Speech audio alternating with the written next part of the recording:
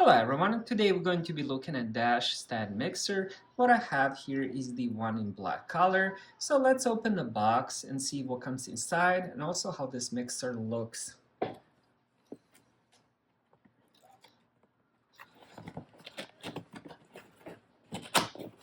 Alright, here we go. Alright, so right on top we have the Hello Foodie, and let's see what this is. Happy with your purchase, stuff like that. Then we have this little, it looks really fancy. I believe this is some kind of startup guide or something. Let's see if I can open it without ripping it apart, as I usually always do. And I ripped it. That's alright. Ah, there we go. Everyday stand mixer. This is instructional manual and also recipe guide. So it does have some recipes. Let's look at those real fast. It has cinnamon sugar coffee cake. You can also make the pizza dough, which is something I'm definitely gonna try. I love making homemade pizza. Fluffy waffles, twice baked potatoes. There's quite a few recipes. Yogurt protein pancakes. And then here on the other side we have the troubleshooting settings, tips and tricks. So definitely, if you never use one of these, definitely go through here. Oh, so let's check the mixer, and let's see if I can pull this out. All right, so here we go. There's nothing else inside the box. All right, so let's check this thing. So on this side we do have a couple different things. And this would be the mixer beaters or egg beaters, whatever you want to call them. And then we have two dough hooks right here. So let's take one out. Look like stainless steel material, I believe. And then we have the cover cable. Let's push that on the side.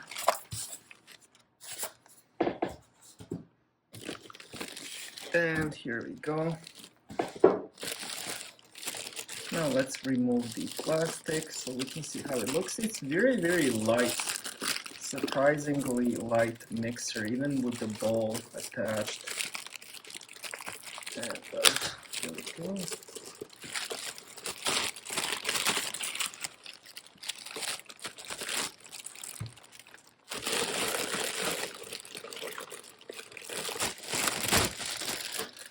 And here we go. Alright, so here we go. Let's check the bowl itself first. So we have to press this, then this goes up. And this is just the, and let's see if I can figure this out. Oh, here we go. So here is the bowl. And this will be 3/4 stainless steel bowl. Here's the back. The bowl itself definitely has some size to it. And here is the line where you can add the ingredients. So it does have that max line.